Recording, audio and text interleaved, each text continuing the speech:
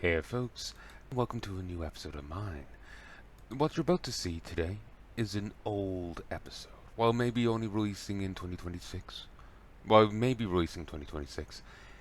it was actually recorded back in 2022. And I was very slow in getting it released and getting it out to you. And for that I do apologize. But it's released now. Just keep in mind, he's old. So, I ask for your forbearance, that's all. And I'll leave you to it. Oh, folks, and welcome back to Final Fantasy XIV. Let us continue.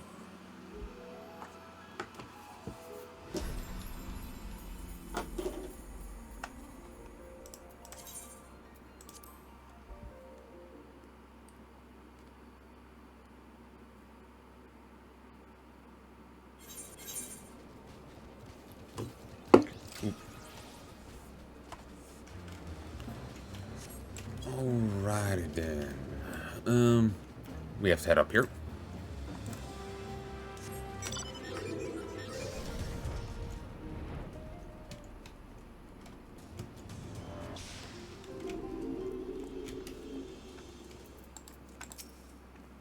I wonder what manner of woman is she, I wonder? We've spoken via Link Pearl, of course, but it's not the same.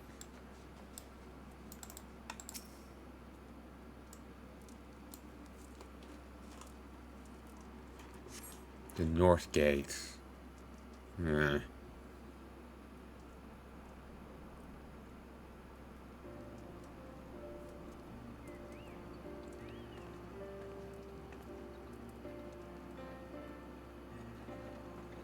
That's the gate that leads to the frozen area.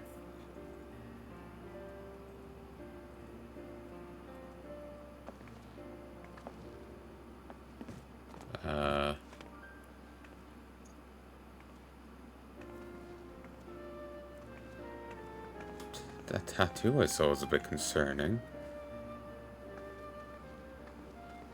I'm in Heya, am I right? Oh, your voice acting. None other.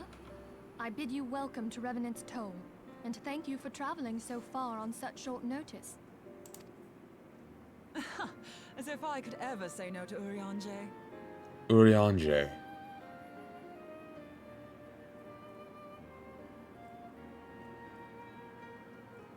Okay. Three things. Urianger. Okay. Moonbreeder is an accomplished Charlian scholar and an authority on aetherite technologies. She has played an invaluable role in our search for a means to capture Ascian souls. Cosmic horror waifu. Just putting it out there for you. Easy answer. Charmed, I'm sure.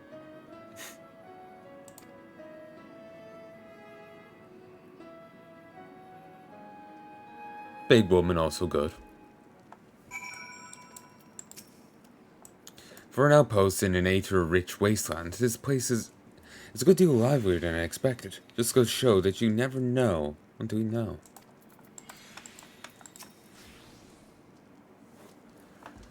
Let us return to Rising Stones at once then. We have much to discuss. Also, best I can guess, remember, she pronounced it Moonbreeder? Breeda? So, she breeds moons, apparently, going by her name.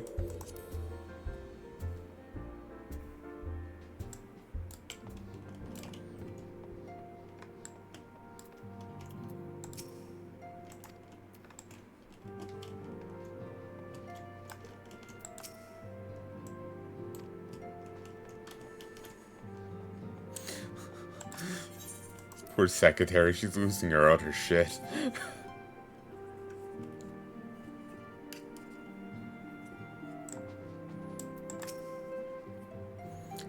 Is that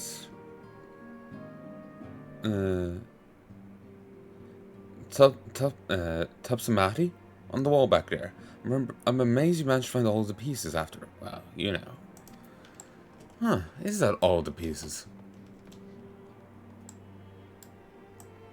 Given how it's spaced out, I would have imagined that there were shards missing. That's how I read it, you know?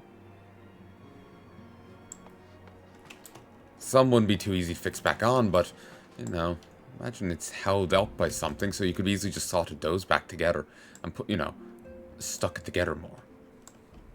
But I guess there's something to be said for showing the destruction of it. Or the devastated state.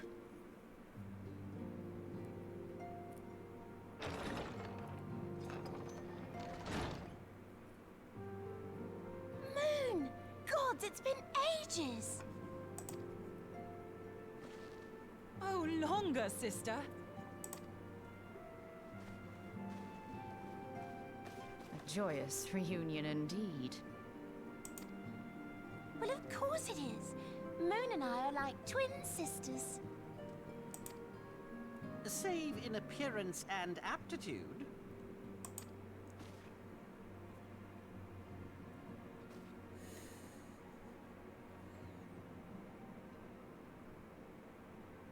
Everyone, if I could have your attention.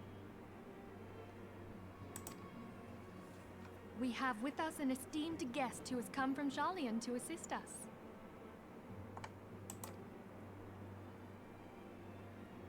I bid Moonbreeder join us here that she might share with us her extensive knowledge of Aetherites. Also, as many of you are already aware, she has been overseeing our research into white auracite, a sample of which she has been good enough to bring with her. What's auracite?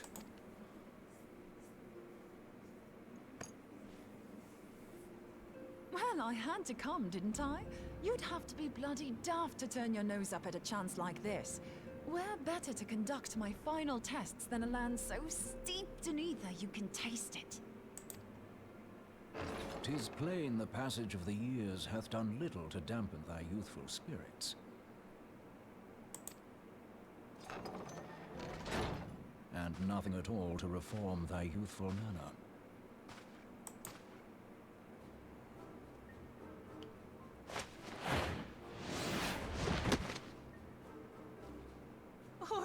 Roaille, where in the hells have you been hiding?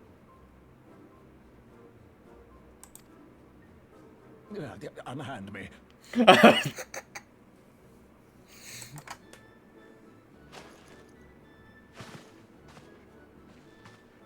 come all this way, and that's what you have to say to me. I much preferred when you were pleading with me to drop everything and hurry to your side. What was it you said? None save thee can satisfy this need. Go on.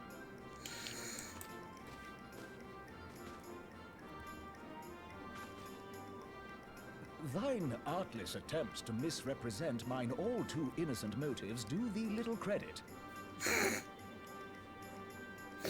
Oh, Rianger. Tut tut. Tut tut. Mine intent, as well thou knowest, was but to impress upon thee the gravity of the circumstance. Lest thou doubt, a deiform entity shall shortly be summoned, save if thou, and no other, grantest my compeers thine aid.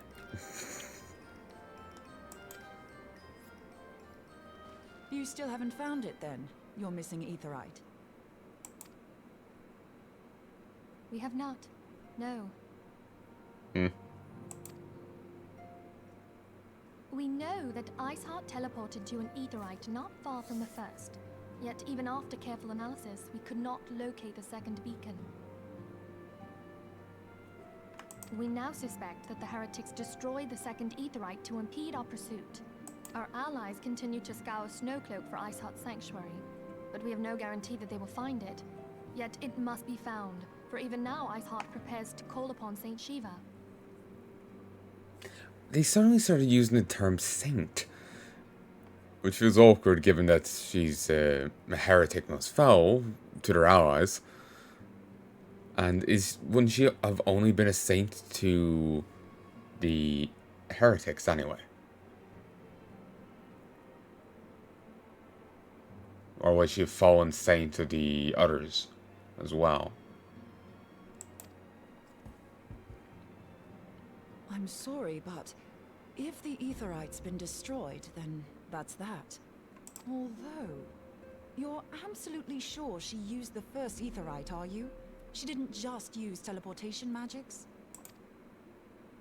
One of our own bore witness to her escape. I can say with absolute certainty that Iceheart used the Aetherite.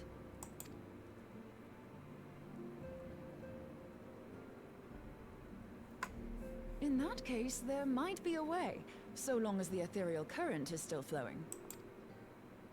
Truly? How? We use the current to recreate the beacon. As you know, Aetherites are a bit like lighthouses. We use them to reconstitute our physical forms when crossing the ethereal sea. Without them, we'd lose all sense of direction and our essence would dissipate. However, we don't rely solely on these beacons. There are currents of ether which flow between them, currents which help guide us to our destination. Now, these currents will gradually dwindle away to nothing if an Aetherite is destroyed. But if even a sluggish flow remains, we could theoretically use it to direct a surge of concentrated ether towards the void left by the beacon, and thereby fill it up again. Like opening the floodgates to fill a dry riverbed. Though, correct me if I'm wrong, but would we not need a veritable reservoir of ether? In concert, we might manage to channel a sufficient volume, yet that is not my chief concern. Oh, he's got those tattoos too. Huh. To direct the flow of so great a volume of ether with the requisite precision would be a nigh impossible task in itself. I barely succeeded in facilitating travel to an unattuned beacon. That which you describe sounds considerably more difficult.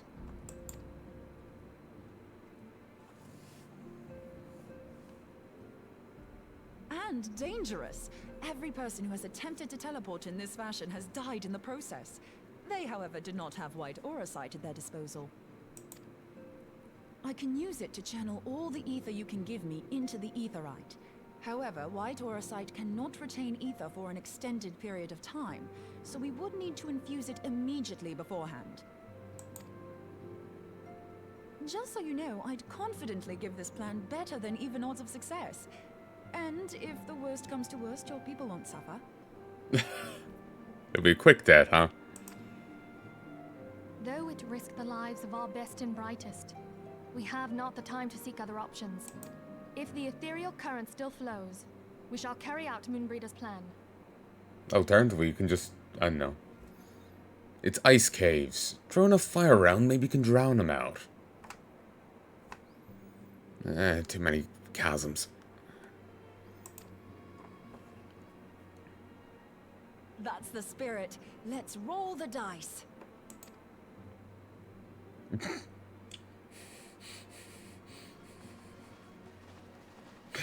can see she turns him, he automatically starts turning away. It's like magnets.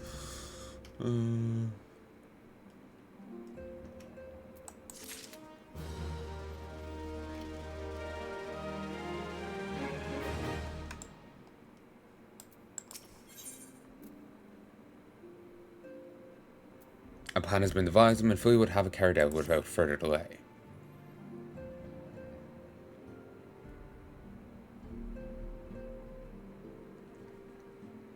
I've already informed Alphanod of our plan to recreate the beacon in manner Moonbreeder described. He agreed that despite the inherent danger that represents our only hope for success, he also said he wished to meet with you at Snowcook before proceeding. I expect you'll find him waiting for you there when you arrive. I want you to know that I appreciate everything you've done on our behalf, Stromkred. That if fate, you will return to us, as you always have. He's a brilliant and dedicated scholar. I would not have endorsed your plan if it were not so.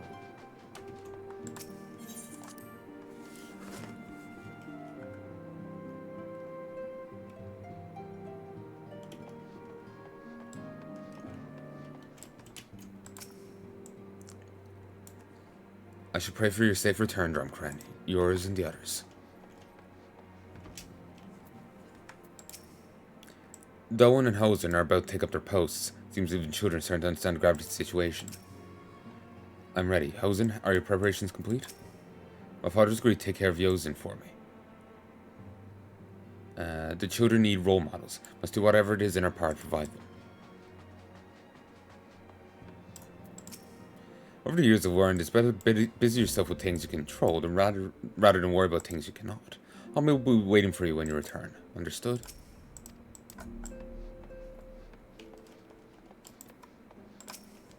Quite right, Roaille. Yet I fear we two alone could not resist a full-scale assault. Mayhap we best draft a plan of evacuation to worst come to the worst. Both you and I, Cornet, then ensure that those Imperial dogs set no foot in the Rising Stones. Tragedy waking sounds must never be repeated.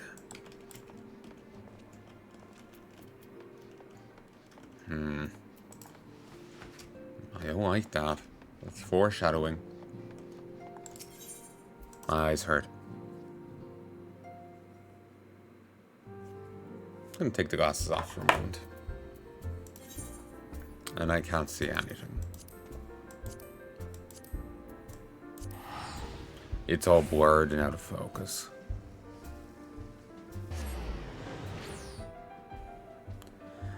Okay, I can see that reasonably well, but everything else?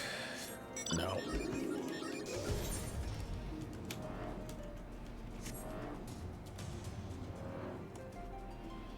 I thought that said Highgate. It said White Brim.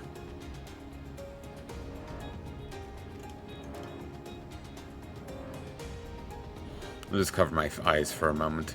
Give them a second to rest. I can still navigate. Because it's just pretty much straight shots.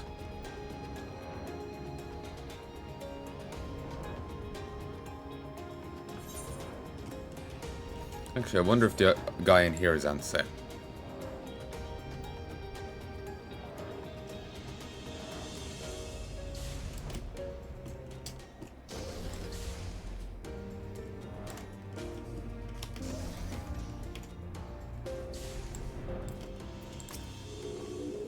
Oh yeah, the other dude's here. So as well you came, else we would not have won this day. Only night earned may break a stalemate, my lady mother used to say. Your deeds are well known to all at the front, but false would I speak if I said you were accepted by all. Pride hardens resolve and hearts alike. So it's less a wall, more a sieve, considering how many tunnels we discovered. Do not your braves hail from all across the Eorzea? Why then did you choose to bring Southrons to the Highlands? True, they suffered, but it's... we brought who we had.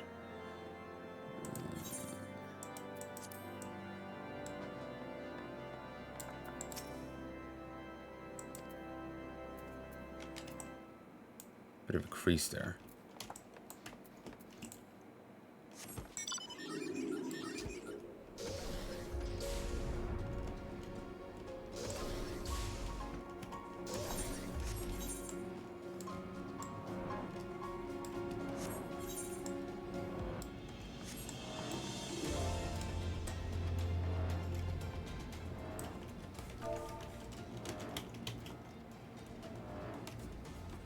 Let me just see if there's any other changes in emotes.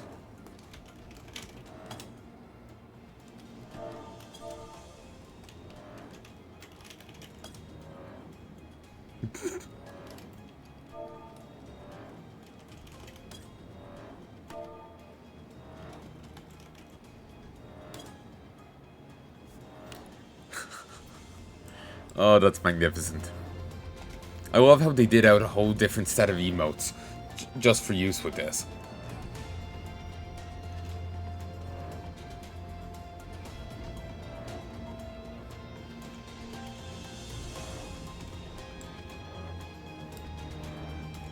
It's beautiful.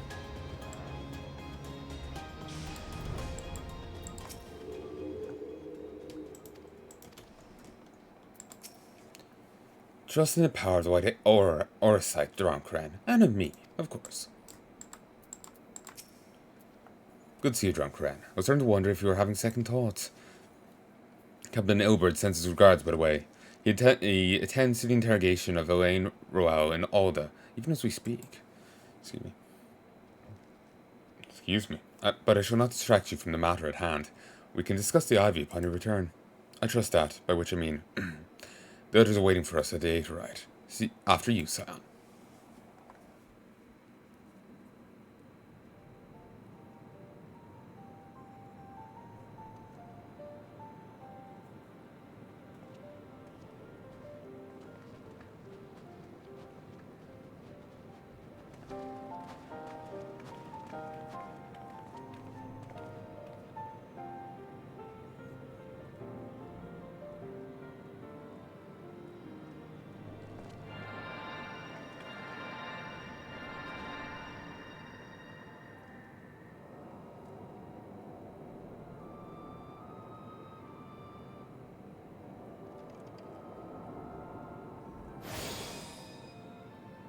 There. It's ready.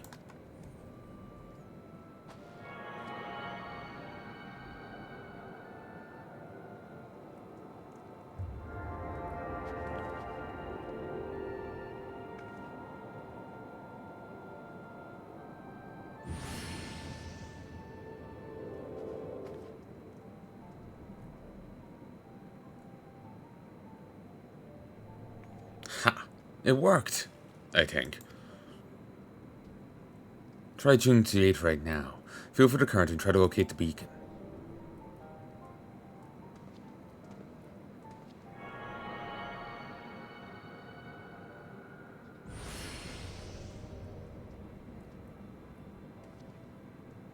We've done all we can, Drumcran. For now, let us withdraw.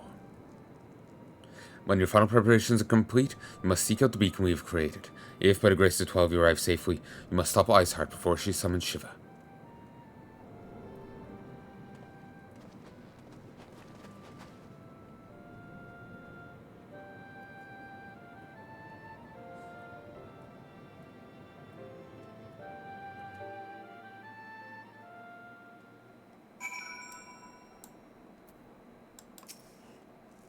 We cannot ignore the possibility that our actions have alerted Iceheart to our plans. Should that be the case, she may attempt to hasten the completion of summoning ritual, and if she succeeds, you have little choice but to face Shiva in battle. Knowing little of this saint, I cannot say if your own strength will suffice, so I would encourage you to call upon your allies. Some may have reservations about wagering their lives on the success of Moonbreeder's experiment, but others will surely agree that desperate times call for desperate measures. Ah, before you assemble your party, pray speak with that knight. I believe he has a message for you from Sir Emmerich. I have a mind to join you, but Uranger made me promise I wouldn't. Apparently told me becoming Shiva's troll was too much to bear, as if it would give her the chance. Merely the challenges you faced, I should be amazed if it was a failed teleportation attempt that finally killed you. Pray, do not surprise me. Do not surprise me. Sir Emmerich. Two different sirs. Regrets that he cannot be here in person. Asked that I read you this letter. Ishgard faced an unprecedented threat. Yet in our need, it is not her knight who sent poison defender, Drumcran and Taldros, though a warrior of light saved her of Eorzea. Her deeds this day shall not be forgotten. Where others would flee, you chose to remain. Where others would falter, you rise to the challenge. Where others would use their gifts for selfish ends, you wield yours in service to a greater cause. May Hoan bless you with good fortune, and see you safely home.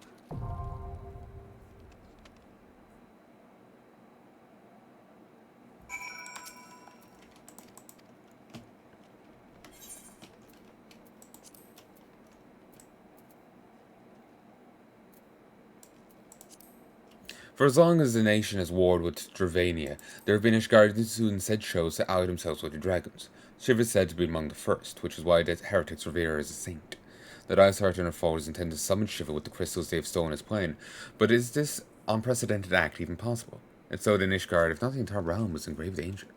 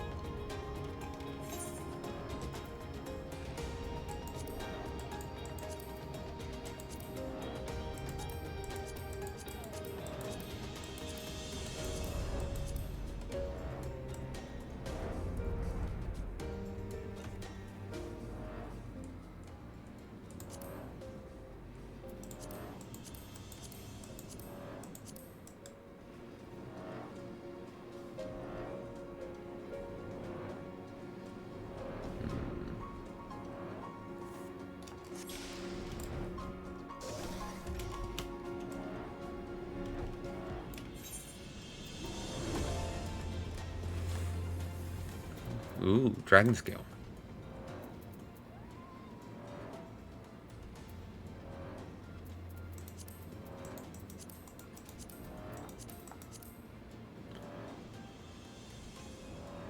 The rock-hard scale can withstand. This rock-hard scale can withstand the blow of a Rogadan-wielded battle axe.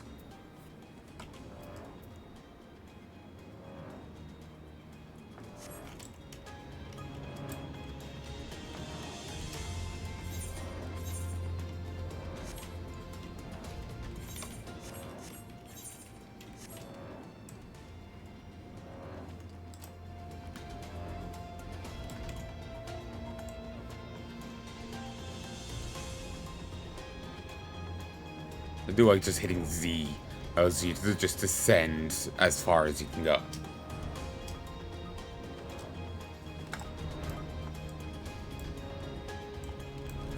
Sea of Clouds.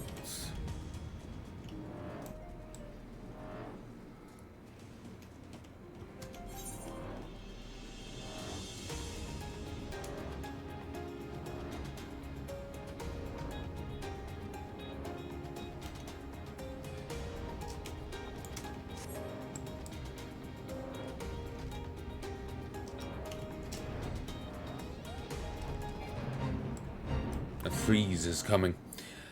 The fall of Dalmund brought an endless winter to the hills of Cortus, and with the cold air came the creatures of pure ice, whose mere existence further rhymes the land. Uthin is one of those creatures.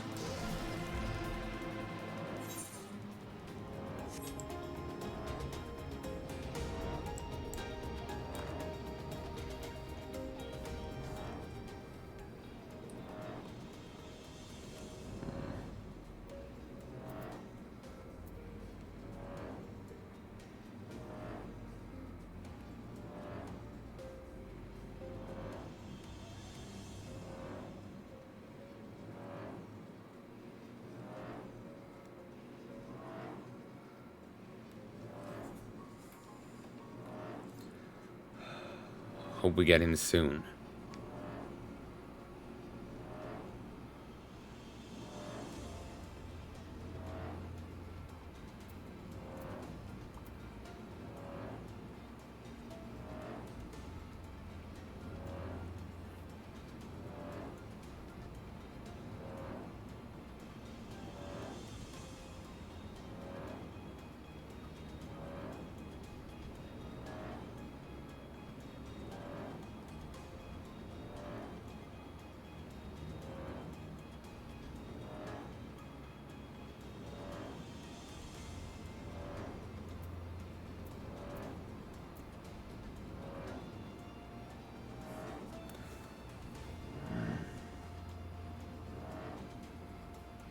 Is the average wait time really just 7 minutes?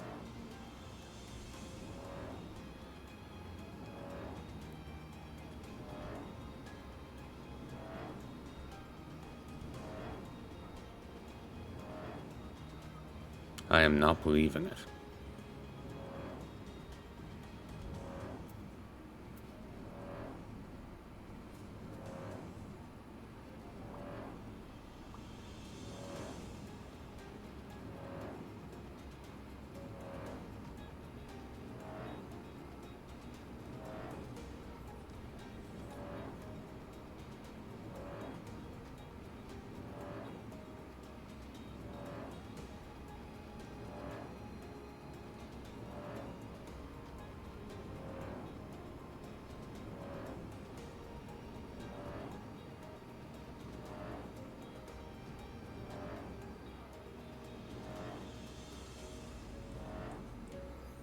Is it possible to...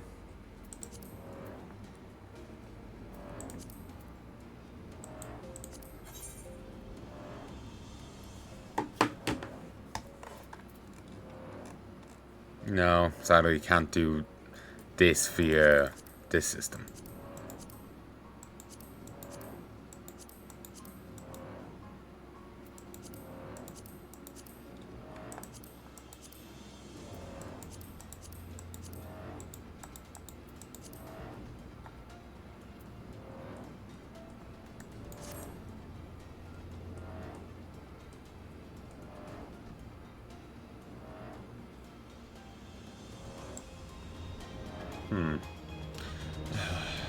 I'll stop and I'll be back. It's moved up to 8 minutes. Been waiting here a bit longer than that though. 20, 21, 22, 23, 24. 2 minutes. Back to it. Took a little bit. Ended up starting to wonder if I'd ever get in, but I'm in.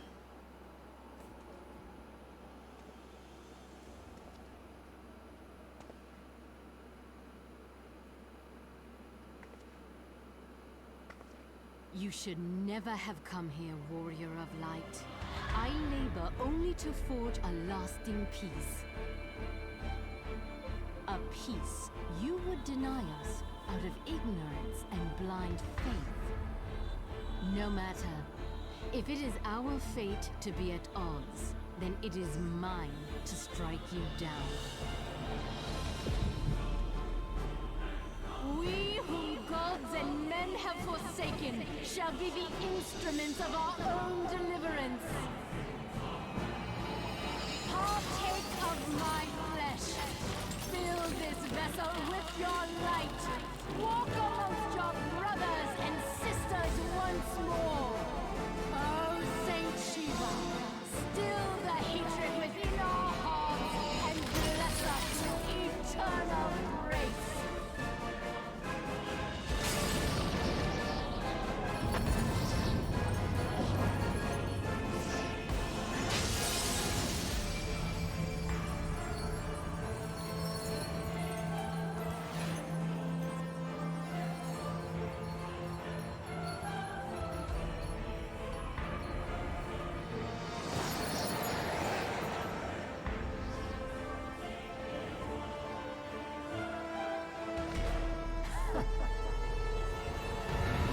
I can see why they're upset about a dragon getting that ass.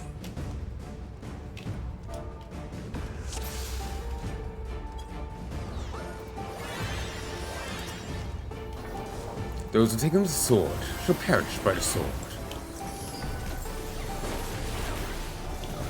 Screen's rather busy, ain't it?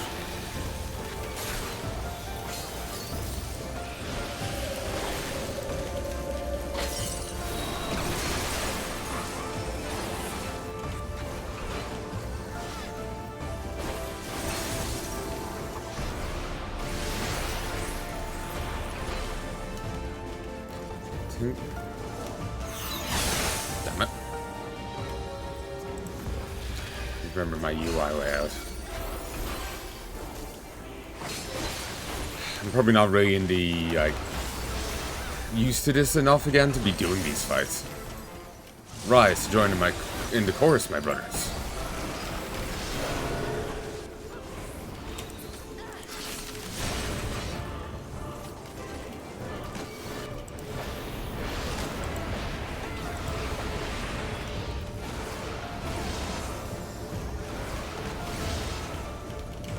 Not sure if she does any cleave.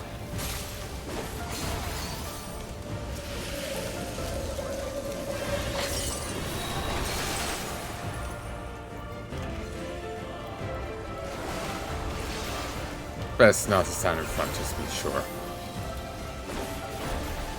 I know WoW rewards you for standing behind by making enemies more likely to be hit there. Embrace the serenity. Rouse the hatreds that consume you.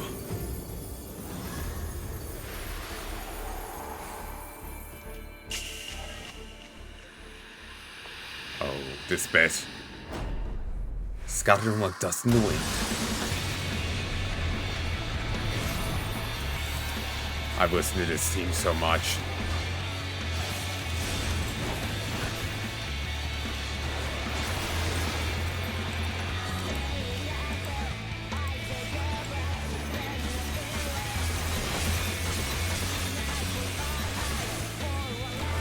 Yeah, screw that up a little.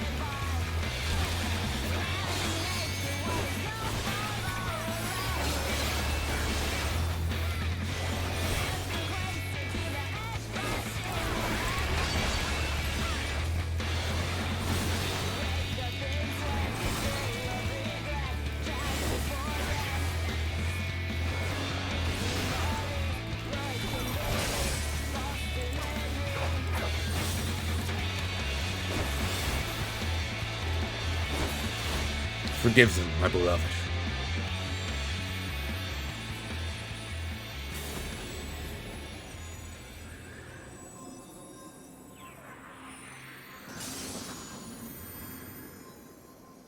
I do quite like Shiva's team.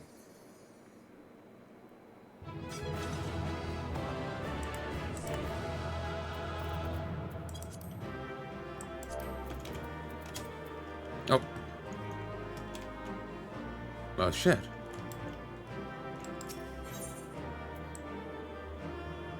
Also no items? Hmm.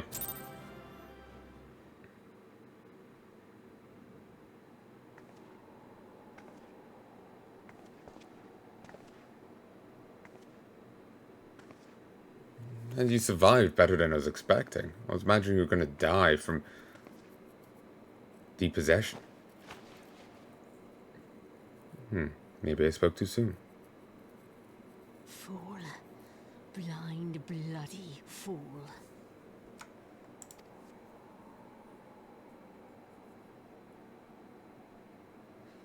You, of all people, should understand the suffering war begets. That no sacrifice is too great if it brings an end to the violence. Well, depends on the sacrifice, doesn't it? We'll end the war, even if we have to genocide all parties involved. We'll end the violence, sure, but is it really worth that? Mine is the righteous cause. You fight in a war you do not understand. A pawn of liars and schemers. And they are no less ignorant than you. Following the creed of their fathers without question, never thinking to ask why. Trapped in a delusion of their own creation, and blind to the truth.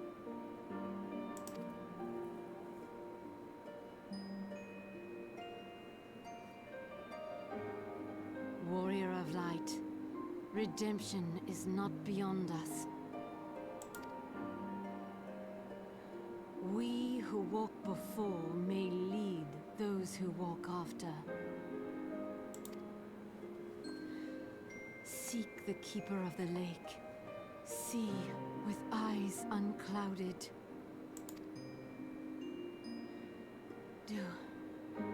Do not squander a mother's gift.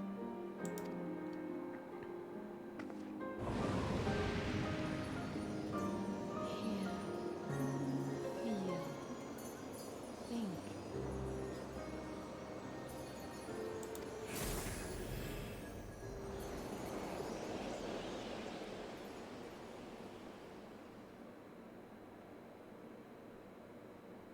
He's so expressive.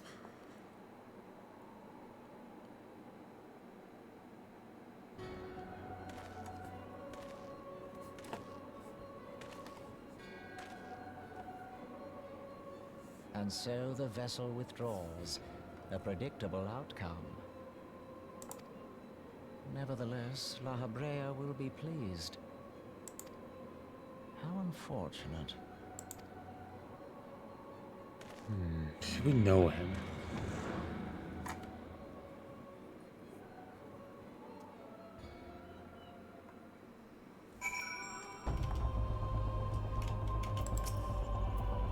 But at 12 you're alive. I mean, of course you're alive. Why wouldn't you be? Izar did what? And you're certain about that, are you? Dervanians are skilled with glamours after all. Look, what you say if what you say what that's what you say what that's if you say that's what you saw, I believe you. It's just that I've never heard of a primal being being summoned like that before. And you're sure you're not injured. Head trauma's been known to cause hallucinations, you see. No?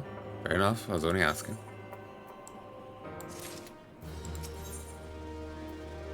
The road less traveled.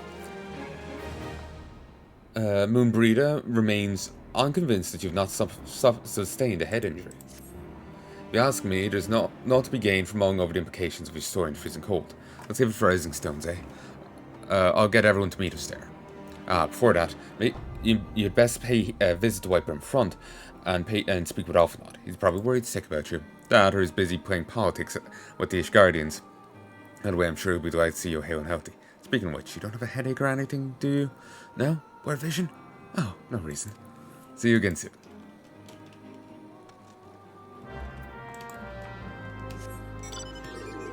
Someone was saying that they were talking just the first two expansions.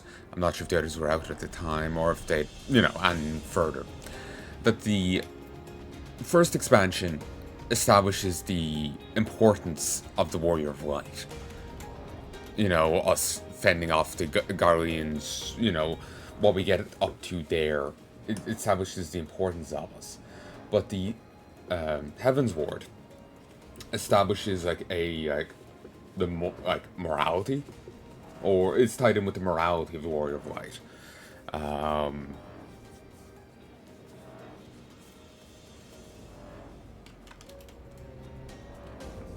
And I have seen some spoilers for Heaven's Ward, but it's just generally the final boss is kind of a regretful kill.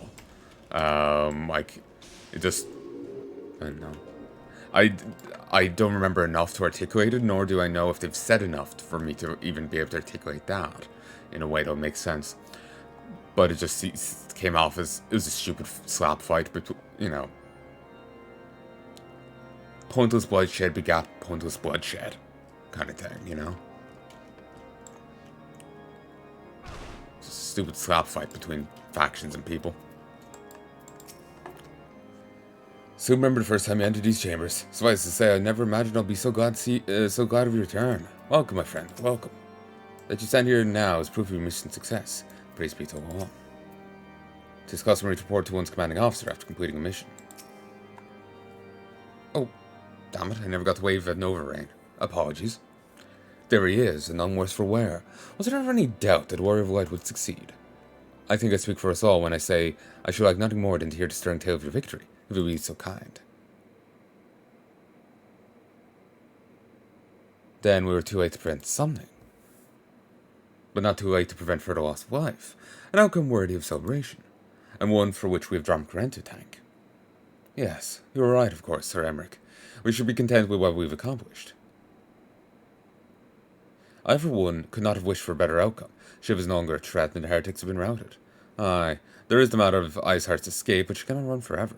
Whether it takes days, weeks, moons, or even years, my knights will find her. In the meantime, Sir Drillmont, is a caravan ready. Supplies your men recovered have been prepared for transport, in accordance with your wishes. Rest assured that my knights will see them safely to Remnant's door. Of that I have no doubt. I take it that these are the self-same supplies the heretics stole from House Photomp's caravan. Less the crystals, which comprise the main bulk of the shipment, scarcely a fraction of which was promised, but a meaningful contribution to your cause all the same. Ah, on an unrelated note, Drunk Karen, why do I trouble you to accompany to Camp Dragonhead at your earliest convenience? 'Tis not for my benefit. Certain Lord was most distressed when he learned of your intent to risk life and limb to stop Iceheart. Took half a dozen knights to restrain him, I am told. Men give to venture anxieties in myriad ways. Pray not think less of him.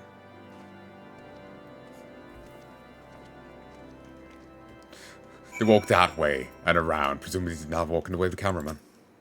'Tis well you came, else we would not have won this day.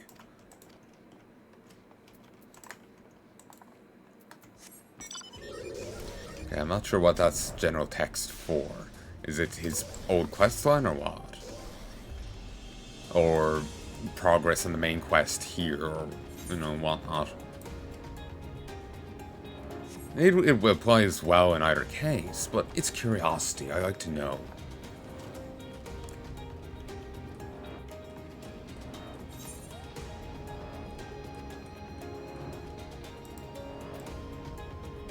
Hopefully I can still participate in the rebuilding of this place.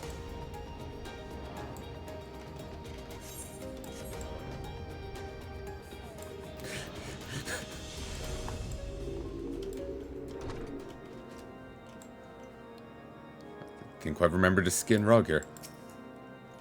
Is it true, the heretics? They summoned Shiva. You laid her low.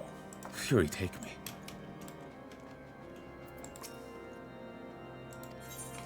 Nothing. If our business here is concluded, we should send Sir Emmerich in the intercessory.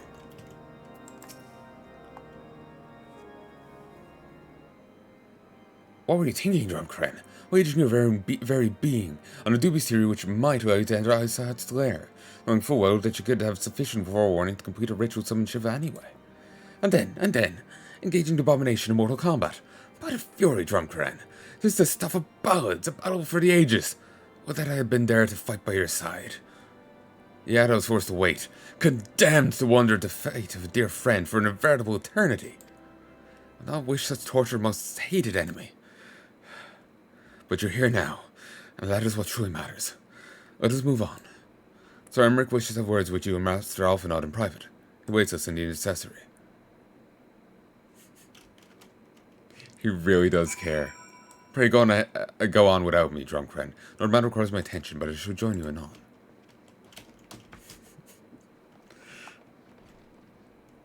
You know, I quite like the guy. Sadly, I've seen a spoiler to do with him, but let's ignore it.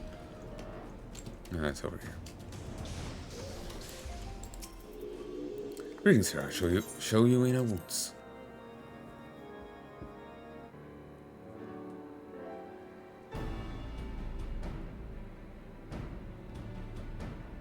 On behalf of the Holy See of Ishgard, allow me to express my deepest thanks.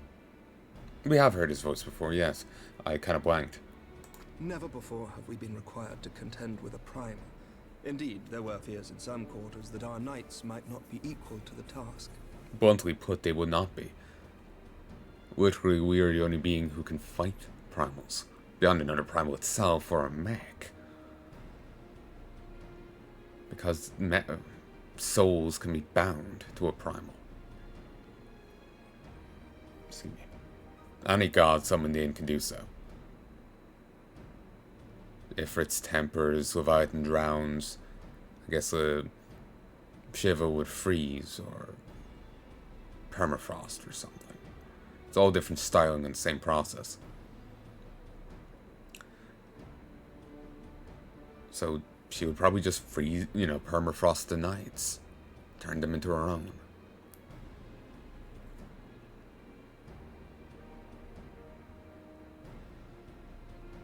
From what we have now learned of these beings, I can say with certainty that we would have lost a great many men had the Scions not intervened.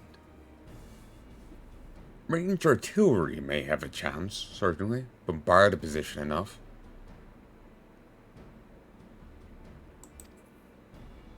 Then the argument for preemptive action should be self-evident. Perchance now you will reconsider my proposal that Ishgard move against Natalan.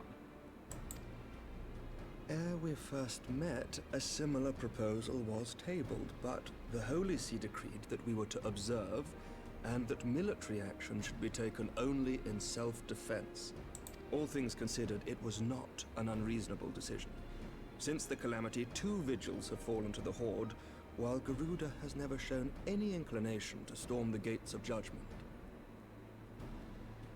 I can understand why they would want to reclaim keeps rather than provoke another enemy. But at the same time, it's probably a little late to worry about Garuda when she's storming the gates of judgment. Especially given that you cannot combat a primal directly.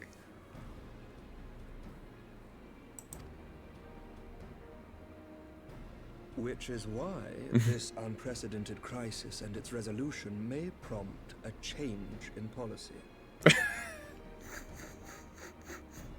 You who have faced these primals know well the threat they pose. Ishgard did not. Not until now.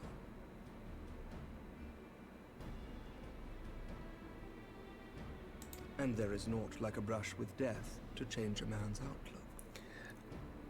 As far as I can see, only by us being chosen by the crystal can we resist the binding. There doesn't seem to be like a force of will. If there is, Godbert, I'm sure could do it, but it doesn't seem like even someone, fervent enough against the primal could resist it. It's just, you're mine now. At the very least, this should silence any lingering objections to our arrangement with Revenant's Toll. The Holy See may even feel moved to grant us its formal endorsement.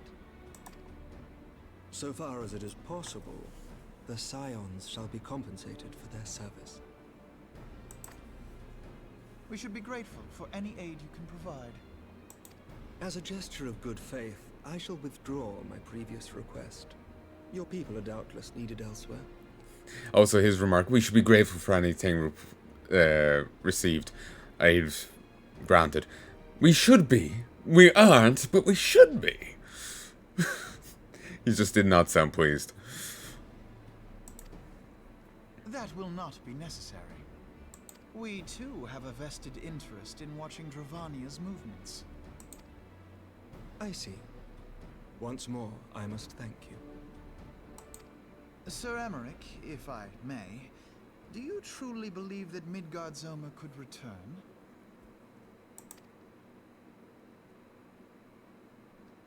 The heavens are a window unto truth, but those who interpret their movements are not infallible. I requested your involvement as a precautionary measure. But of course, you sought an excuse to compensate us from the first, mindful of what would happen if Revenant's toll were taken by your enemies. Ishgard is not wont to aid its neighbors, but that does not preclude it from manipulating them to serve its own interests. Choose your next words carefully.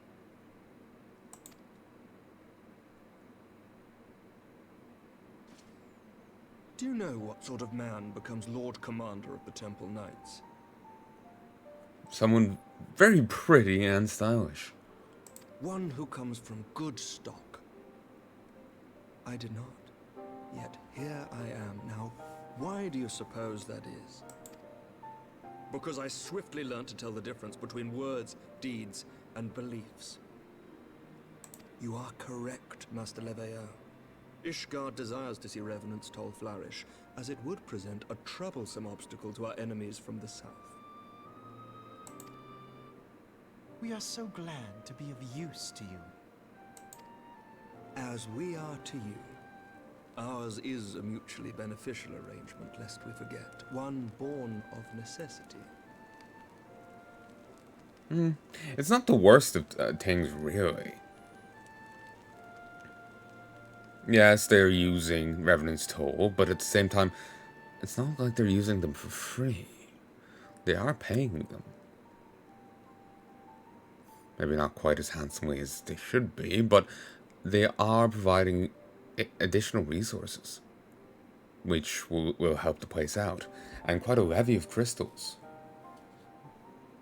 was the implication, for example. Well, you know, enough to summon a primal with some left over. So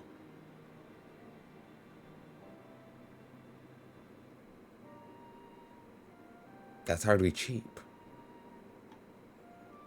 The dragons grow more restless by the day, and the heretics harry us nigh without cease. We have contended with such troubles for centuries, but there are limits to even our endurance. Yet as a pauper is loath to part with his meager possessions, the leaders of Ishgard are not wont to render up their trust to outsiders. But with perseverance on our part, they may yet be made to see the light. Nevertheless, one must take care when walking the road less traveled. So I feel the read we're meant to get off him here is he's a bit conniving against both sides in a way, his own and, like, he was using us, but by using us, he's actually, in one way, to aid Ishgard's goals. He's also actually trying to help us with our own, in winning the trust with Ishgard to get what we want. So, also the texturing on this thing is bugging me, and it's fine, but it's bugging me. This. But,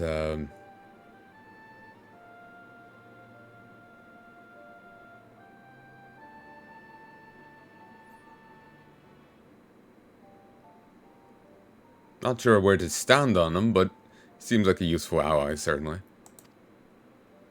Good guy might be going too far. Wise words, Sir Emmerich. I shall make a point to remember them. I must apologize for my earlier outburst. I hope it will not sour our good relations. Not at all. You but spoke from the heart. I trust you understand that at times my duties may prevent me from meeting with you. On such occasions, my second-in-command will speak for me.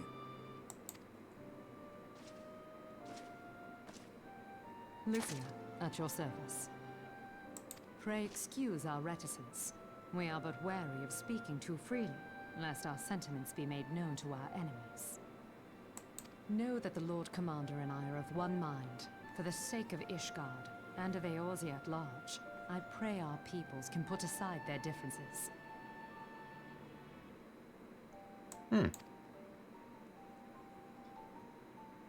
Those who dwell in the past risk losing sight of their future.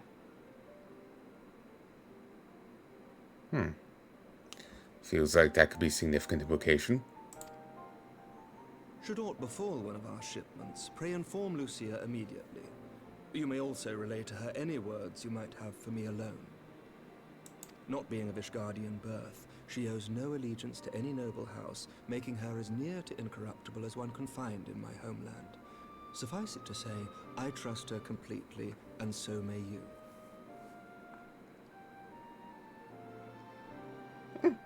Certainly handy to happen in handy to have in a second in command. Which reminds me, Lord Orchefort, if you would be so kind. Orchefort. Orchefort. Orchefort? Certainly. Orchefort. In times such as these, trust is ever in short supply. Mayhap this will go some way to rectify the problem. The results of our investigation into the heretics' recent attacks, as well as our interrogation of the merchant you detained. Sir Emmerich, I cannot thank you enough. Think nothing of it. Ishgard may be many things, but it is no friend to Garlemald. Did I not tell you to have faith, my friend? How's chiffon? How's chiffon? How's chiffon? I've already forgotten. I hate French. I hate the fucking language. To be honest, I hate everything outside of English. I'm gonna be honest here. Like, Irish. Shiv on. You expect a V in there. There is no V. There's a BH.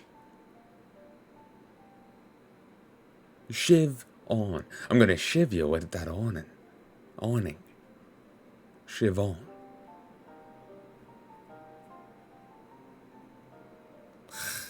Own. O-W-N. O-W-E-N.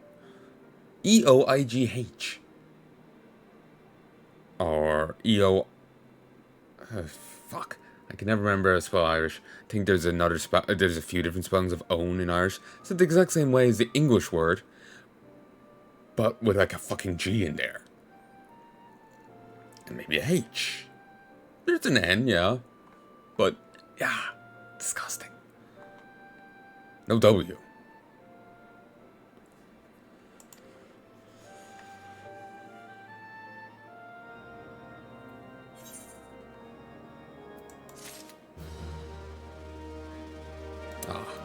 Sorry, Nova Rain.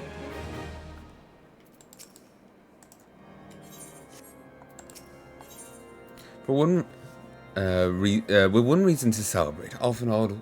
For one with reason to celebrate, often odd looks rather grim. It would seem we've much to discuss with our friends at the Rising Stones. If what you say is true, Iser's method of summoning Shiva defies all precedent. It necessitates a complete reprisal of the primal threat and of our approach to combating it. Moreover, the grave ramifications of word of this incident reaches imperial leaders. The Garlean Empire believes that primals are an insufferable menace, that the mere existence of a threat to this very star.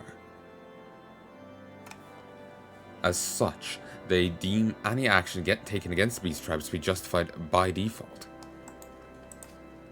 imagine then if it become known that not only beast tribes of Eorzea that could summon primals, but their civilized people as well. Any lingering objections to the Eorzean campaign would vanish overnight. Where before we could contend with a single Imperial Legion, we could well find ourselves facing the combined might of all Garlemald. But it's begun advisedly. Come, Drumkaren, it's best we continue this conversation more Donna. So one thing that can be said for Sir Aymeric is that he understands how dangerous knowledge can be in the wrong hands. We're but fortunate that this incident took place in some remote location. Truth should not be too difficult to suppress, for now at least.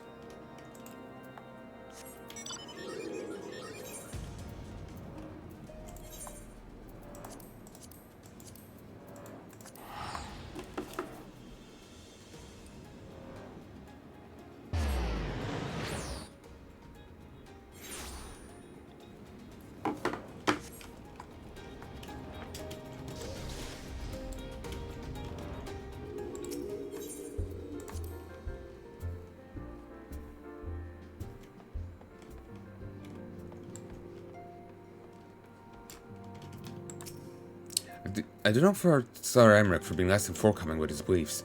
Even the Highborn are beyond the reach of the Inquisition. True, young leaders can be more amenable to new ideas, but then again, their lack of experience and influence can hinder their ability to enact reforms. 'Tis little fortune and far less fame in being a receptionist, but one must be realistic. Also, it seems I was grossly misinformed regarding the average earnings of a street performer. Ah, forgive me, Drumkaren. I thought I prepared enough meals for everyone, but the others were most hungry. Should have expected so. Our stocks of wine are nearly run dry. The Chilean scholars drinking us out of house and home. What you two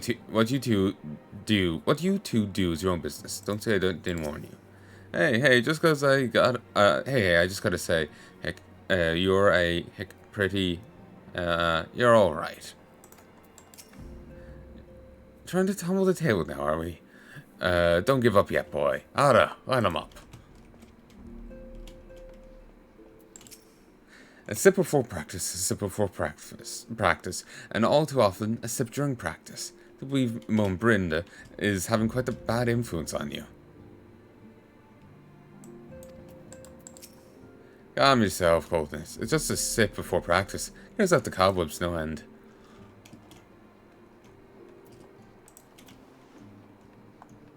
Do you remember they did a people did a song for, I think it was Stack, did a song on the zombie from Toho, and it's like Irish folk. The song ended up being, tune-wise, they were describing it.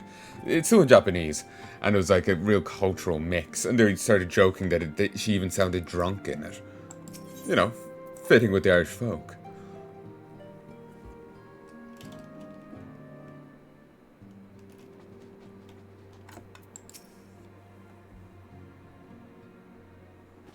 Words cannot well express how glad I am to see you return to us hale and whole. Excuse me. Adieu to this lively graveyard.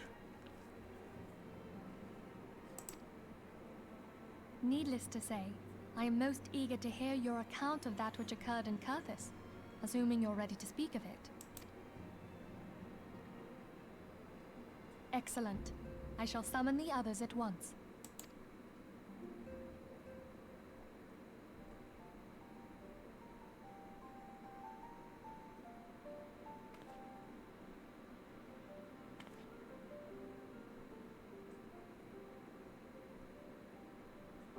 Iceheart used her own body as a vessel for a primal soul? Master Louisoix's writings make no mention of such a possibility. Can we be certain this entity was a primal? As certain as we can be that good King Mogulmog the 12th was a primal, I should think. Both were ostensibly summoned. Let's not quibble over definitions.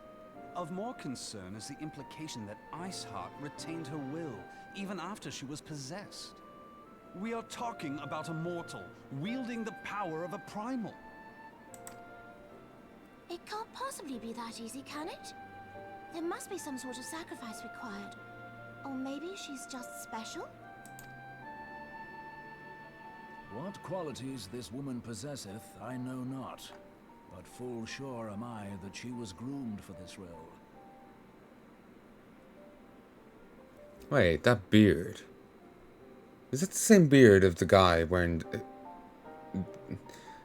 you know, the Asian? Is it the same beard? I want to say it's the same cut or similar enough from what we could see, but his had more color to it. He had a different voice too, but let's ignore that. Could be easily hiding it, you know? Few are privy to the secrets of summoning, and but a single party standeth to profit from their dissemination. Well, I wouldn't presume to comment on how the lass came to know about summoning, but I will say that what she summoned was a primal. The readings were the same, or near as damn it. Strange as it all sounds, it's really no different from what you've faced before. Then mayhap it is time that we re-examined our previous encounters. Pack your things, Ida. We're going back to Gridania. Yes, sir. About Iceheart's final words to you. Hear, feel, think. Hydaelyn speaks to her as well. If Iceheart is blessed with the power of the Echo, she will doubtless have used it to further her goals. Or could it be that it was a revelation granted her by the Echo which first set her on this path? She did say that the Ishgardians were blind to the truth. Do you think she has knowledge of the origins of the Ishgardian-Dravanian War? It would do much to explain her unwavering conviction. Did not the Lady Iceheart implore thee to seek the Keeper of the Lake? And did she not imply that in so doing thou wouldst come to see with eyes unclouded? Midgard-Zoma was a king amongst kings who reigned for centuries on end. But he is dead and his wisdom lost to the ages. Unless the Ishgardians' fears are well-founded. It would seem we have yet another reason to stand watch over the Keeper of the Lake. For a mercy, we are well positioned to do so. Iceheart, Shiva, Asians, and Midgard-Zoma. I shudder to think how they're all connected.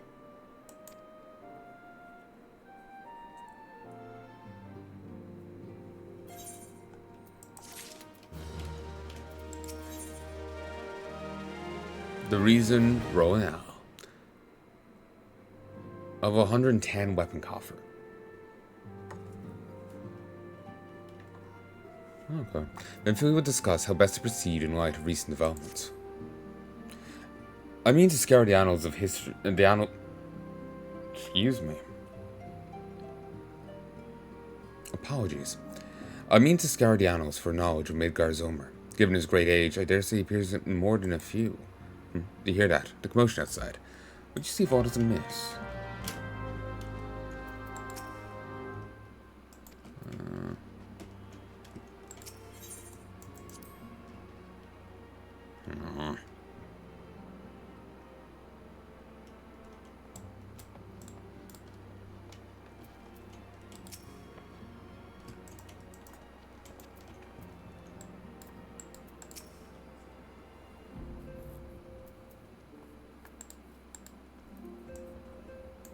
Drumcrane, Roaille on hand, we have a problem.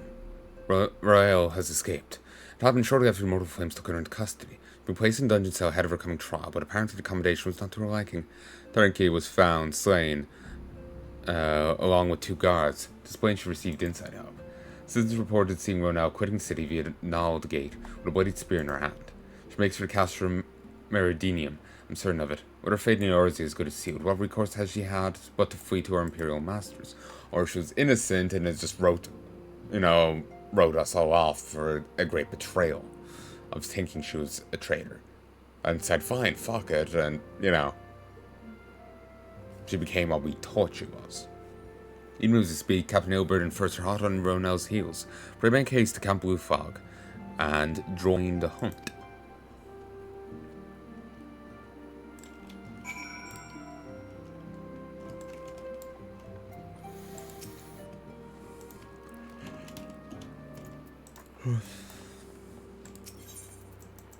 Actually,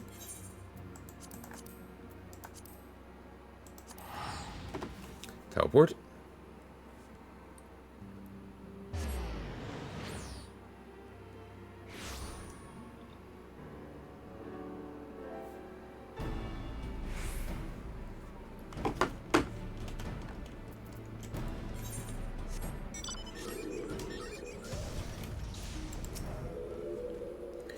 My thanks for coming, San. I've spoken with the soldiers here. They say that Roaille walked through the camp not a while ago. Aye, she walked through. You did not miss here. Excuse me. We've Raban's decision to keep the matter secret to thank for that. Bad for morale, he said. As a result, not a single flame in the garrison made any attempt to detain her. And so here we are. Roaille must not be allowed to reach Castrum Meridinium.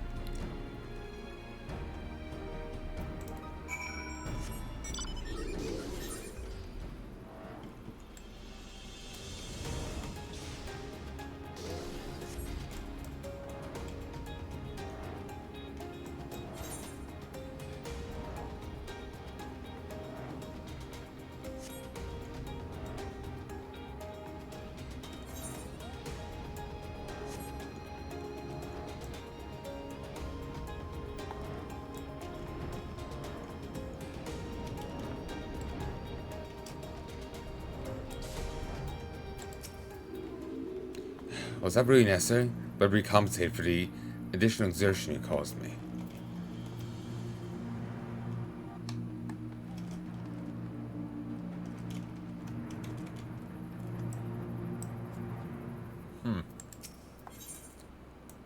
Ooh. Commence battle.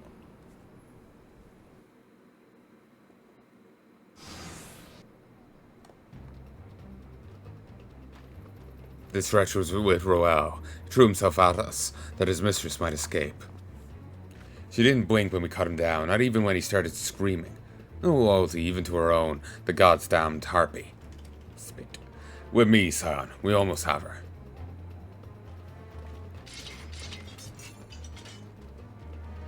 Who's the other guy?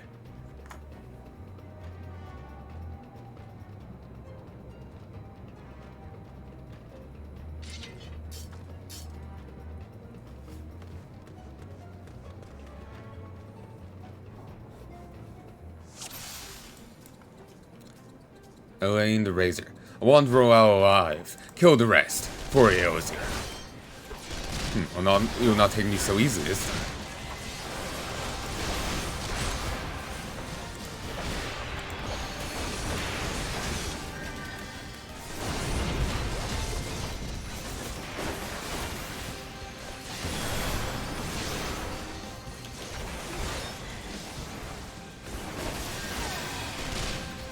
Down you go. And reinforcements. Look sharp, men. Show them no quarter. Roaille.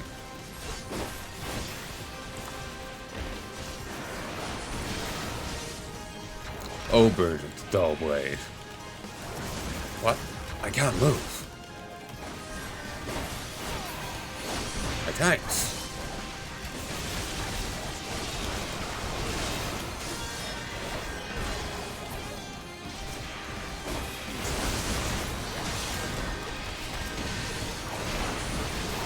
Goldeneye yo-yo haze. I am in your debt.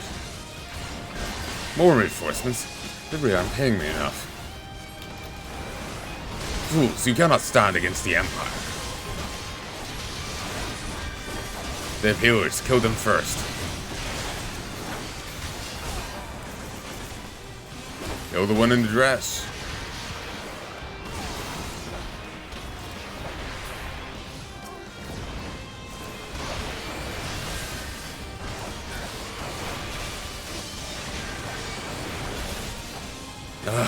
I'm done for.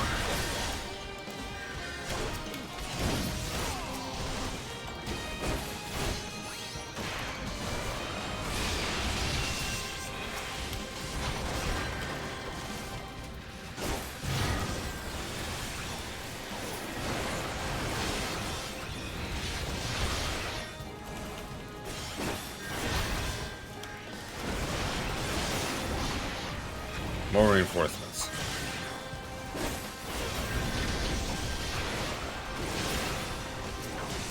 Maybe if we just focus.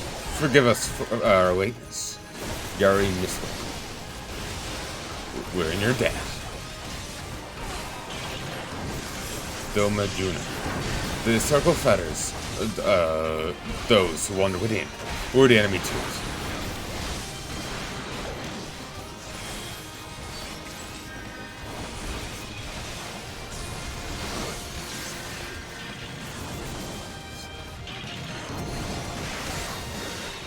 I've more than earned my coin already.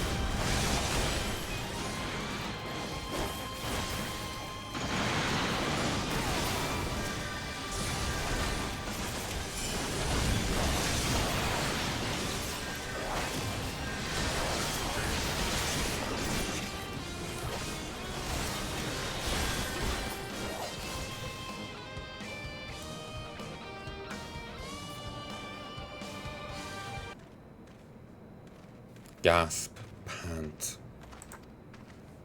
Bind her, and do it tight. Yes, sir.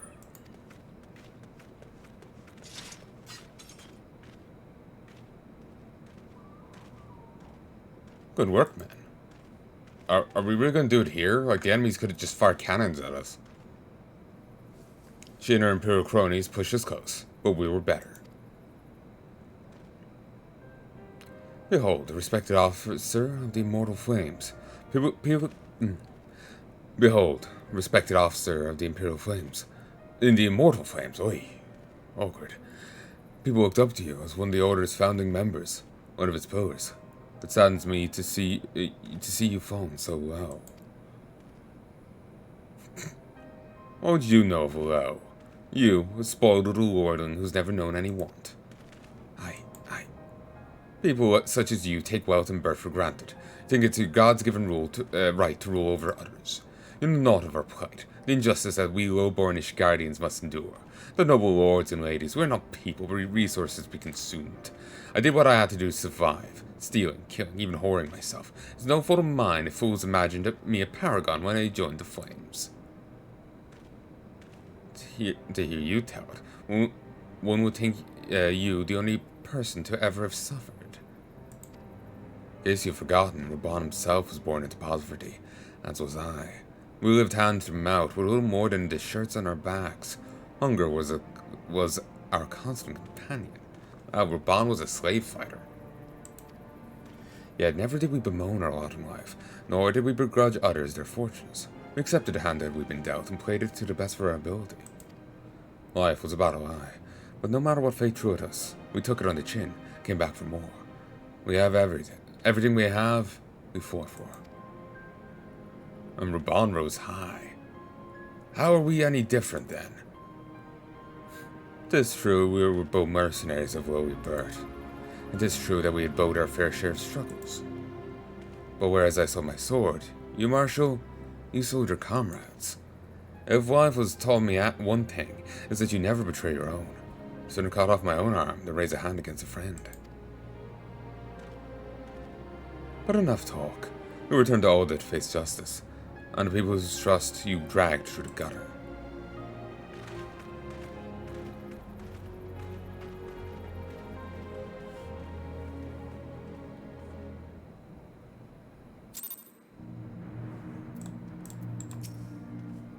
Not so much as a hint of remorse. This well that this sordid business is finally at an end. A friend's betrayal cuts deeper than steel. We must hope that we've chosen our own allies more wisely than Raban chose his.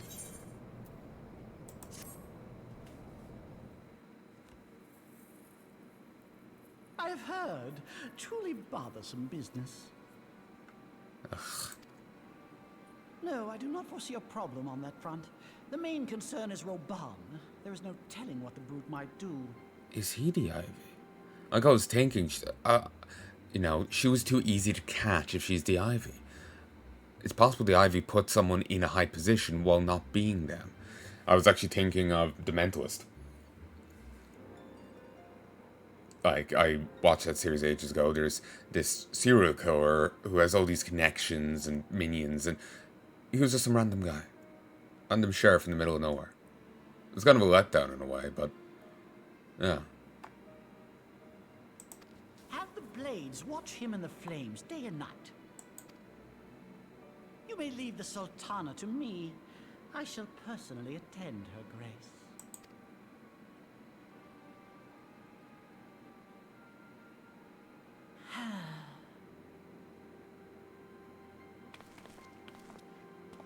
Sever one of the East Aldenard trade routes. That ought to keep Lolorito occupied for a while. Oh, Rito. I don't remember him.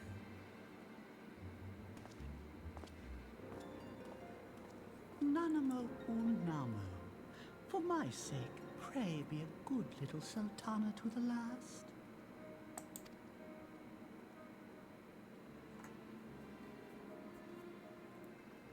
Shame there's no one here to disrespect your soliloquies. They immediately have them on, you know, sedition.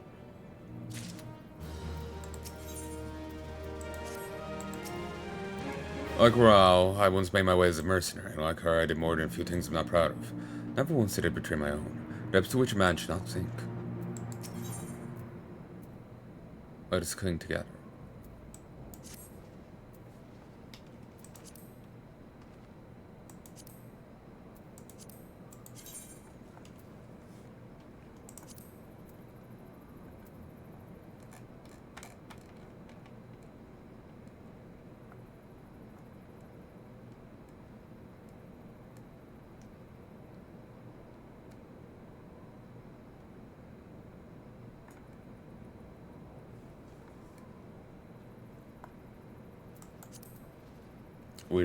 I don't know where the exact start of Heaven's Word is, but we're nearing the end of this.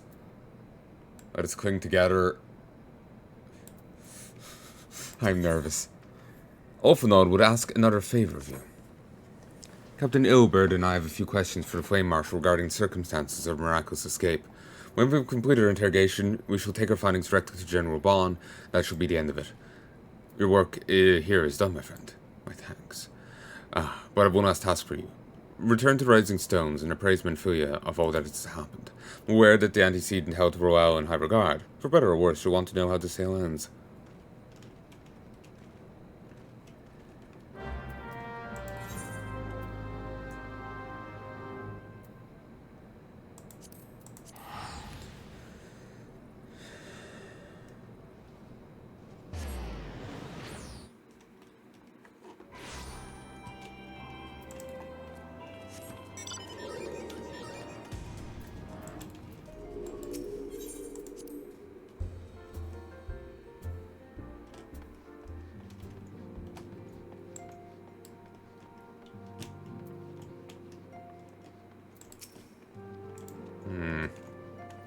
And unchanged here.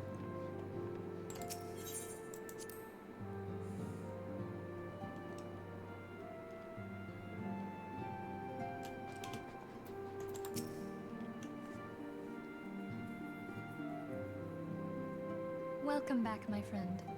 I have already received word from Alfino. Alfino. Alfino, hey! Alfino. Let's call him Alphanod. Alfino. What is he? Like a weird mobster? Like, he has a similar twang to some mobster name I've heard before, but it's off. To think that Flame Marshal Huayu was the Garlean agent. I know not what to say. Huayu? These are all vaguely French names. They're pseudo-French. How does Roaille turn to Huayu? Are you a little? Together with Robon, Eline lent us much needed aid at the time of our order's founding. She was particularly passionate about the need to tackle the primal threat. Which was a hint. When we discussed the subject, her eyes fairly shone with determination. Whatever else she may have been, I choose to believe that it was her true self with whom I spoke then. Well, if she's a loyal Imperial agent, then yeah, that was her true self. That is the Empire's party line. But now is not the time to dwell on such matters. I have an important announcement to make regarding our effort to defeat the Asians. We shall begin as soon as everyone is assembled. Excuse me?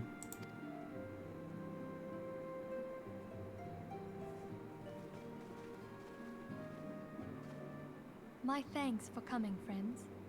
Moonbreeder, the floor is yours.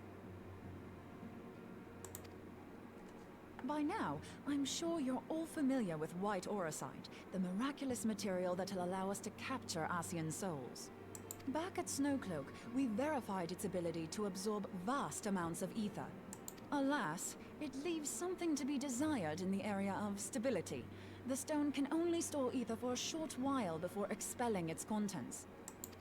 In addition to aurosite's inherent limitations, we must needs be wary of our enemy's strength. Our foe draweth upon an infinite wellspring of power. Even should we succeed in entrapping him, the stone will not long contain his wrath. Meaning that, if we want to kill the swine, we'll have to be quick about it. 'Tis our belief that an Asian soul may be permanently undone, if smitten by a sufficiently concentrated burst of pure ether. The only trouble is, we can't say for sure how concentrated the burst needs to be. Without knowing how much ether an Asian soul is composed of, we're basically guessing. Our sole clue lieth in thy struggle with La Habrea. Cosmic horror waifu. It's an easy answer, folks. I'm going to call it after this. During that encounter, Heidelin bid you forge what she called a Blade of Light, a weapon which took the form of a luminous stream of energy. Based on your description, we believe the blade with which you vanquished your foe was composed of ether. Admittedly, your victory proved ephemeral, as La Habrea was able to use a crystal of darkness to flee into the space that lies between our world and the void.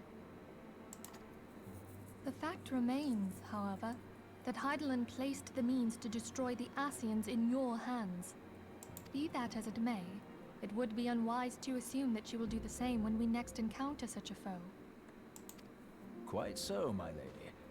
We must needs find the means to forge our own blade of ether, one to equal that which Heidelin did benevolently bestow upon her champion. That is all well and good, but it seems to me that producing such a blade will require a prodigious quantity of ether. Whence will it come, pray tell? Oh, what if we had two pieces of white aurosite? One to trap the Asian, and the other to store the ether for the blade. Oh, nice try. But it's as I said, the stone won't hold ether for any length of time.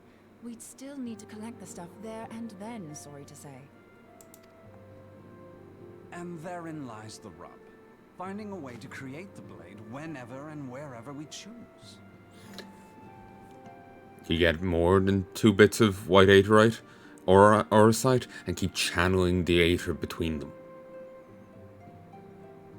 It goes in, just bounce it around, make a circuit. Strap fans to it, you know, you can televise it. You know, fancy NASCAR, whatever. It would seem more research is in order. I'm going to linger a while, perform a few more tests on the aurosite. And I could do with some help. Roaille, why don't you lend me a hand? Mine apologies, but I am required at the Waking Sands. Lady Minfilia hath given me sole charge of the premises. 'Twould be unseemly to leave them unattended. Sole charge, you say? So you're basically alone there, then? Well, that settles it. I'll just have to come to you.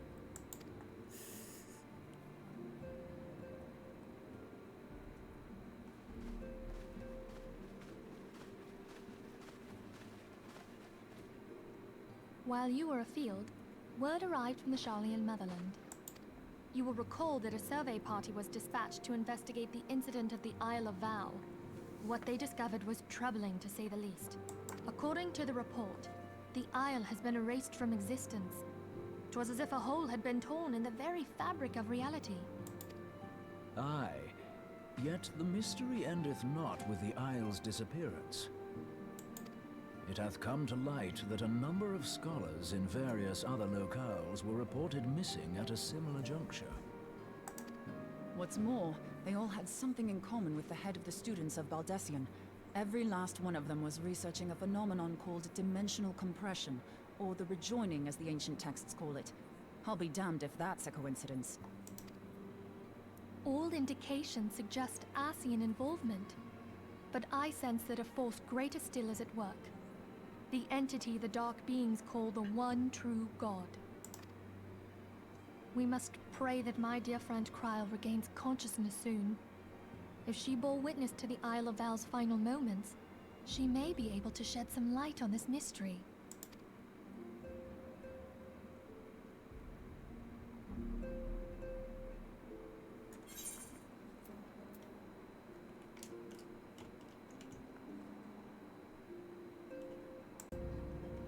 One, 2, 3. Complete. Okay, that didn't go too badly. Oh god, no.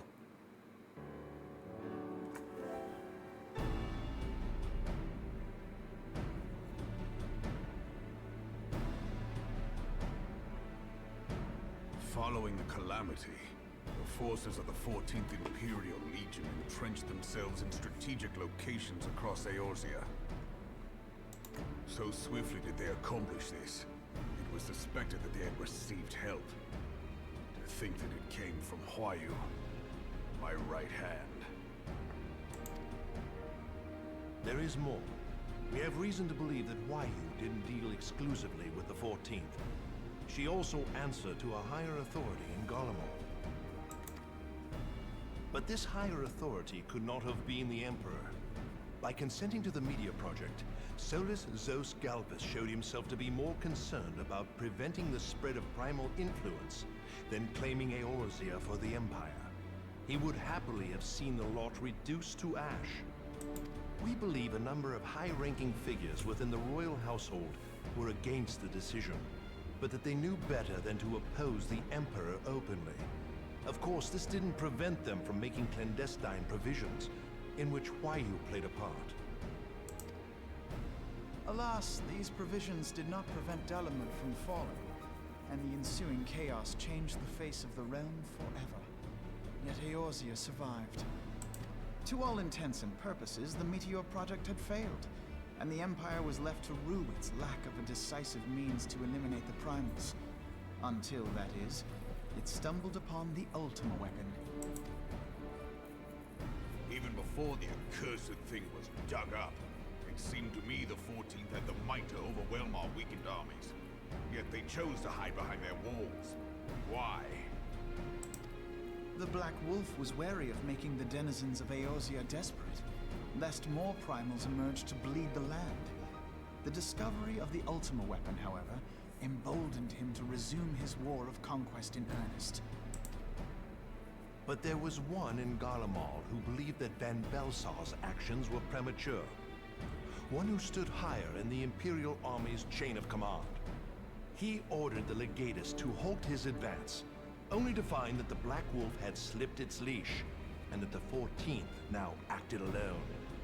In a bid to bring Van Belsar to heel, he used the agent he had planted in Ul'dah prior to the calamity to undermine the Legion's efforts. A man who outranks Van Belsar, yet opposed the late Emperor's decision to annihilate Eorzea. This could only be the former High Legatus of the Palnai army, now known as Emperor Zos Galvus. So he was Roaille's true master. But one of several in actual fact. We've learned that even as Roaille served the Empire's interests, she sold Imperial secrets to a certain faction in Eorzea. Oh? In so doing, She helped to maintain the status quo, thus prolonging the conflict. Considering who stands to profit from war, it isn't hard to imagine who her other masters were. 7 hells! You mean to say that she was a double agent? Triple. Triple, if you consider her services to Ben Belsar and the new Emperor as separate.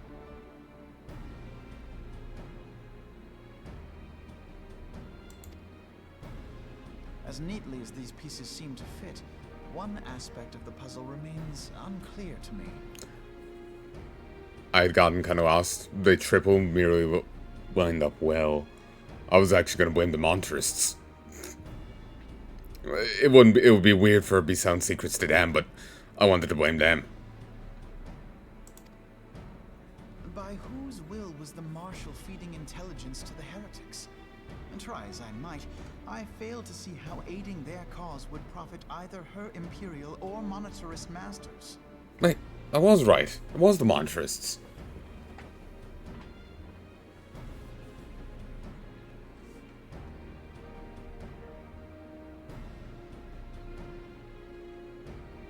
Actually, in that case, wouldn't you be a quadruple agent? A double agent, you're working for a faction, but you're really working for someone else. So, if she's working for one faction, but working for someone else, and someone else, triple agent. So in this case, wouldn't you be quadruple? Then again, I think it was... No, it would still be just triple. Pretending to work for the Flames, working for the Emperor before and after, and the Monterists. I have no idea. Could it be that another hand is at work here? If so, why you must be made to reveal whose it is.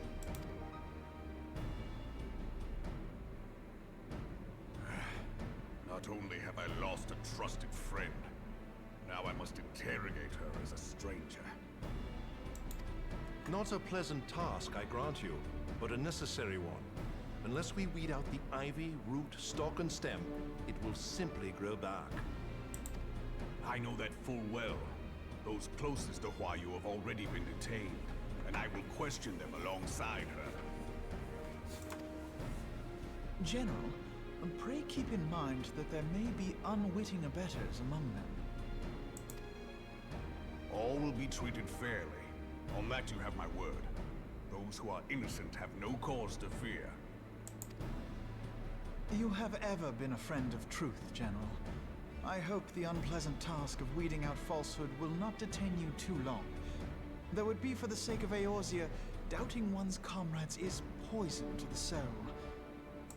And with that, I take my leave.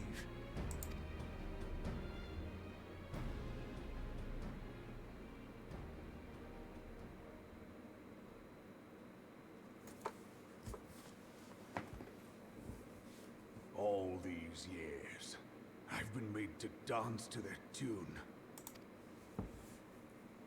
How could you, Huayu?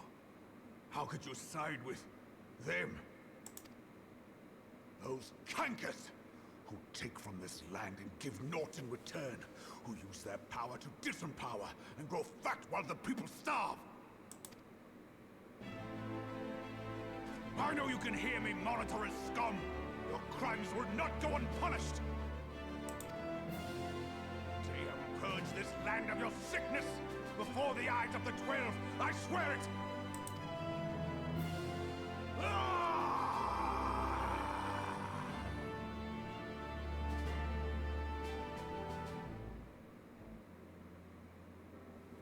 I do have to pour out his flair.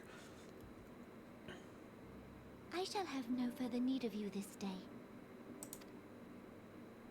Your Grace.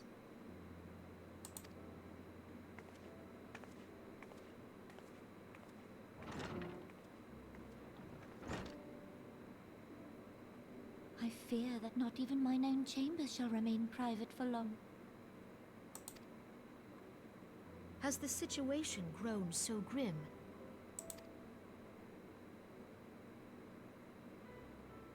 Ever since he proposed the Cartiner Reclamation Bill, Teleji Adeleji has risen to greater prominence upon the backs of impoverished refugees. The monetarists were ever united in their pursuit of profit, but the man's actions have torn a rift in their ranks. They snap at each other as rabid dogs. Yet now is not the time to be bickering among ourselves.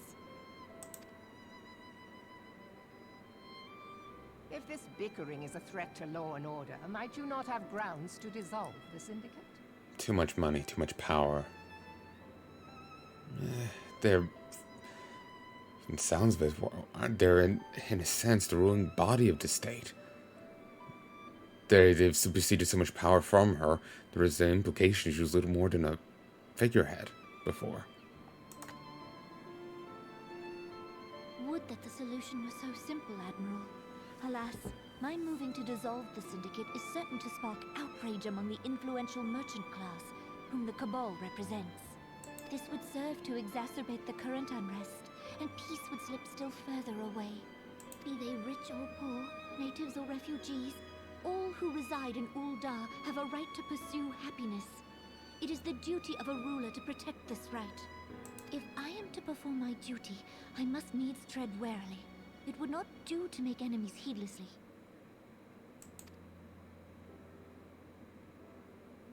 Were Lord Lolorito here, he would doubtless say that I have my head in the clouds.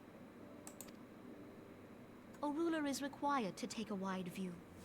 Try as we might to cater to all needs, some will inevitably be overlooked. As such, there shall ever be citizens who feel aggrieved. It cannot be helped. But as you have informed us, the monetarists take no view but their own. They hunger for power while the masses starve. Their titles are literally monetarists. Monetary. Money. Moneyists.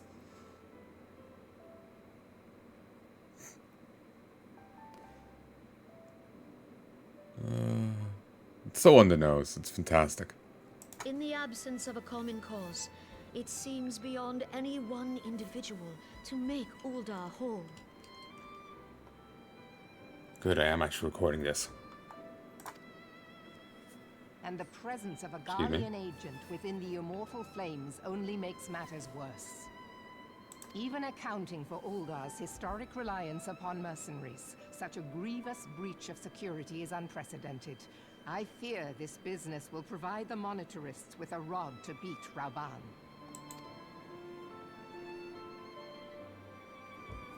Eorzea can ill afford for the immortal flames to be dampened now. Ere long, the Garleans will turn their ravenous gaze toward our lands once more. If we are to resist their might, our nations must stand together. Yet for this to happen, our nations must be whole. Cannot be done to improve the situation in Ul'dah.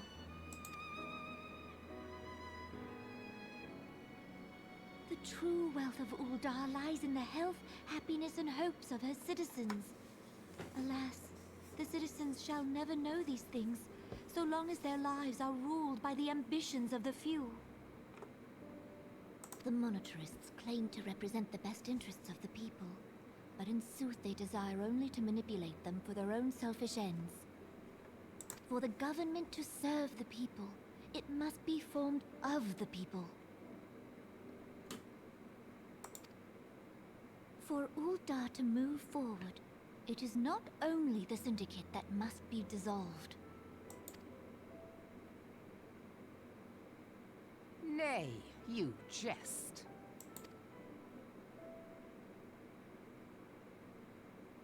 My friends, it was for no other reason than to make known to you mine intent that I requested your presence here. When I make my declaration to the people, chaos shall inevitably ensue.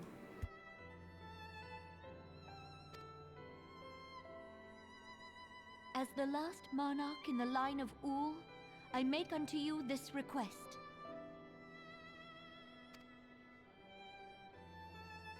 Help Rauban to preserve order and protect the people. Forsake them, and you forsake yourselves. For a strong Eorzea will ever have need of a strong Ul'dah.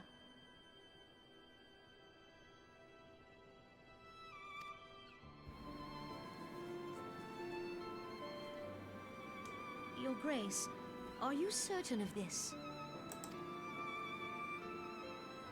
There is no other way. When the time is right, the nation shall become a true republic. Both royalists and monetarists shall cease to be. Uldar will no longer belong to kings or queens or merchant princes, but to her people. It's an optimistic dream, but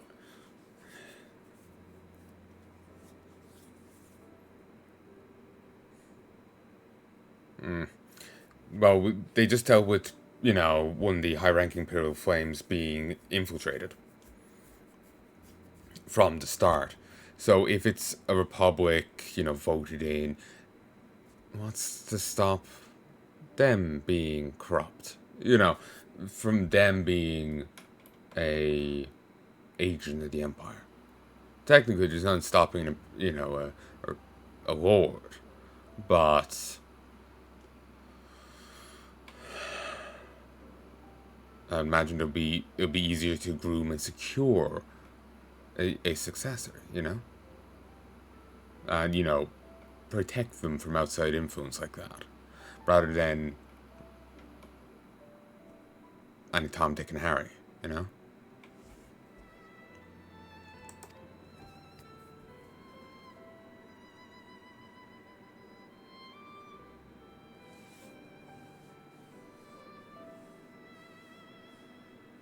Robin, forgive me for casting aside all that you have toiled for in my name. Beyond this gesture, I am powerless to help my subjects.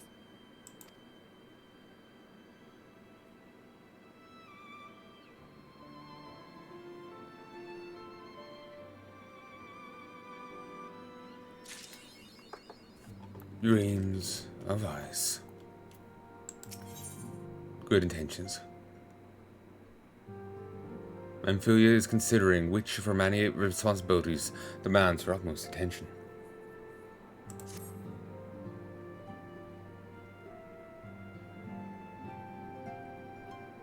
I'm most eager to address the Ascian threat, however we dare not neglect our other pressing concerns.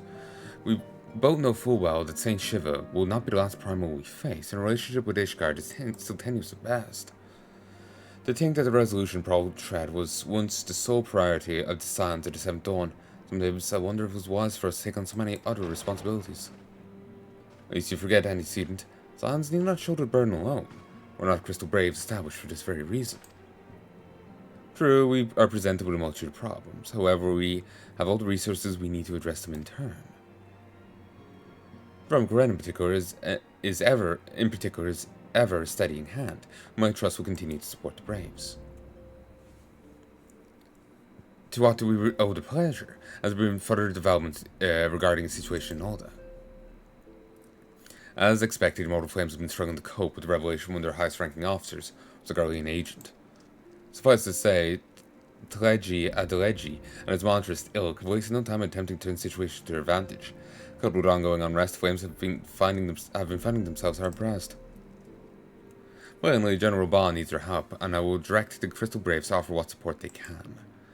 If I'm to stay abreast of the latest developments and issue effective orders, however, I cannot afford to waste time travelling back and forth. And so, for the foreseeable future, I think it would be best if I were to remain in Alda, unless you have an objection.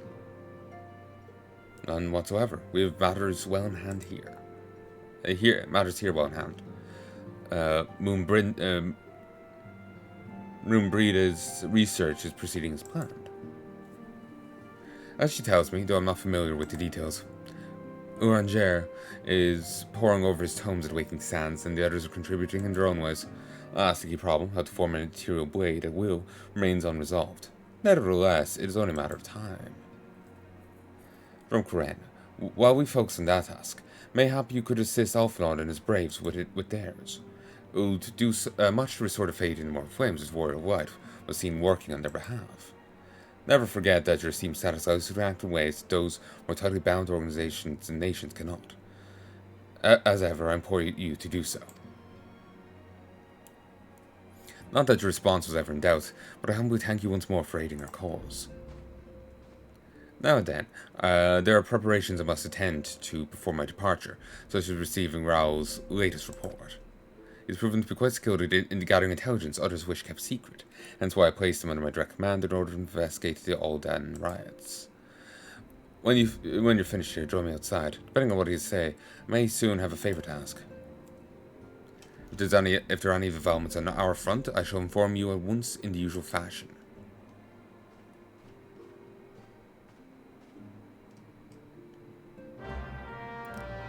Okay, I'm going to stop here. I sincerely hope you've enjoyed, and I do hope you join me again soon. Till then.